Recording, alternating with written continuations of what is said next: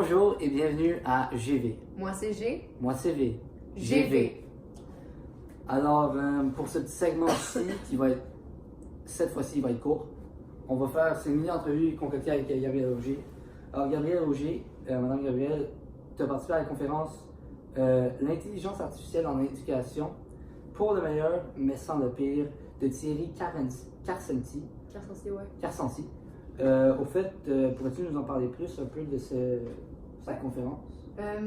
Dans le fond, le conférencier, il est professeur à l'UDM, je pense. Okay. Ou à l'UQAM, un des deux. Mais UDM, je pense. Puis, il prépare les prochains enseignants, dans le fond. Fait qu'il est prof de prof. OK. Puis, les prochains professeurs de français. Puis lui, il veut vraiment que comme on amène l'intelligence artificielle et la technologie dans l'éducation parce que c'est le futur, puis c'est avec ça que les jeunes on apprend aujourd'hui. Fait que c'est seulement logique de l'amener dans l'éducation. Puis il a parlé de plusieurs choses quand même assez intéressantes. Tout ce qui est autour de ils ont notre information, ils ont tu sais que les plus grandes compagnies, Google, Apple, Facebook, Amazon, tu sais, c'est vraiment comme pas faut s'en méfier, mais il faut faire attention un peu. Ouais. Puis il parlait de nous les jeunes, puis il a dit quelque chose que selon moi c'est pas vrai, mais en même temps peut-être que je me fais avoir aussi.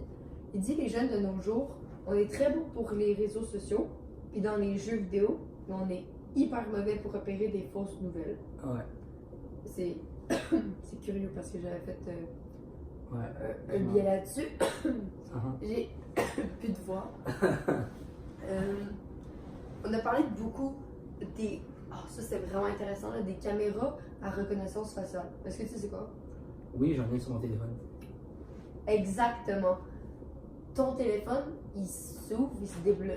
Au fait, moi, d'après moi, le téléphone est toujours en marche.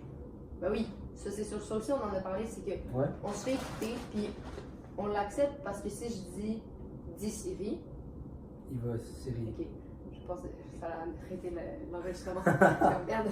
Mais comme, tu sais, il écoute tout le temps pour qu'on dise Siri. Fait il est là, il est prêt.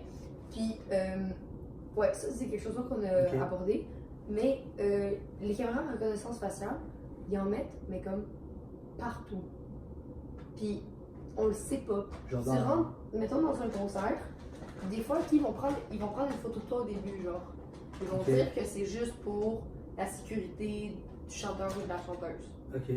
Pour dire que s'il arrive de quoi, ben, ils ont tout le monde sur papier.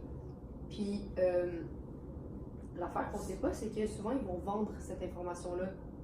Ils vont vendre à des compagnies que tu es allé à ce concert-là. Fait qu'eux, ils vont t'envoyer des courriels, des affaires. En fonction de ça. Puis aussi, ils vont en mettre dans des villes pour. Comme ça, ils savent exactement qui est passé sur quelle rue à tout moment, qui est rentré dans leur ville, surtout pour les attaques terroristes. Il y a ça au Japon présentement, en Chine, un des pays asiatiques, il y a ça partout. En fait, j'ai vu un segment, caméra, là, personne qui se promène. Tu te promènes, ça va suivre sa face. Ouais. C'est fou. Puis justement, tu parlais sur ta caméra que tu utilisais pour débloquer ton téléphone. Est-ce que tu sais combien de traits il observe sur ton visage? Une cinquantaine. 17. Ah. Mais ces 17 traits-là, c'est ça qui fait que chaque personne est unique. Ben, je connais des jumelles qui sont capables de unlock leur téléphone. Ouais, mais ça c'est une autre paire de manches. Puis, l'affaire, qu'on parlait dans l'intelligence artificielle, c'est que il y a des craintes. Ouais. Puis, mais les craintes, c'est toujours les mêmes. Puis c'est les mêmes depuis des années. Ça a été la même chose quand les gens travaillaient à l'usine, puis qu'ils les ont remplacés par des robots. Mais là, on n'a plus d'emploi. Mais il faut du monde pour faire des robots. Fait qu'apprends à faire des robots, puis tu vas avoir un emploi. Mais ça, c'est la même chose aujourd'hui, c'est qu'ils ont peur de supprimer des emplois. Peut-être en éducation. Ouais, c'est vrai, Parce qu'on va peut-être pas avoir besoin d'autant d'enseignants, parce qu'il y en a qui pourraient. Mais les enseignants vont jamais se faire remplacer par les robots, par l'intelligence artificielle, mais il va y avoir des postes ou comme dans le ministère de l'Éducation, peu importe, qui peuvent être réduits. Et l'affaire, c'est que malgré que c'est une crainte qu'il y ait moins d'emplois pour certains, ben, il y en a d'autres qui s'offrent. Il y a toujours des nouveaux emplois. Comme que les gens nous disent depuis très longtemps, l'emploi qu'on va avoir plus tard, il existe sûrement déjà. Il existe sûrement pas encore. Ok, puis au fait, j'avais juste une dernière question. Est-ce qu'il a parlé, parce que au fait, le titre, l'intelligence artificielle en éducation, est-ce qu'il a mentionné quelque chose à propos, mettons, des enfants, des exemples, des enfants qui utilisent des iPads en classe? Oui. Non, mais pas l'iPad. L'iPad, on n'a pas s'en passer parce que au téléphone, c'est pas vraiment de l'intelligence artificielle. Mais genre, est-ce qu'il y a... Ça les distrait dans un sens? Est-ce que ça les aide plus à se Non, ça, on n'en concentrer? a pas parlé malheureusement. Mais ça, c'est un autre débat. Ok. Mais ce qu'on a parlé surtout, c'était des robots. Ok. Fait que des robots avec de l'intelligence artificielle. Surtout au Japon, il va y avoir des robots pour dire bonjour aux nouveaux clients qui entrent, puis qui va les rediriger. Avez-vous des questions pour moi? Puis là, il va répondre. Puis en éducation, il y a des petits robots.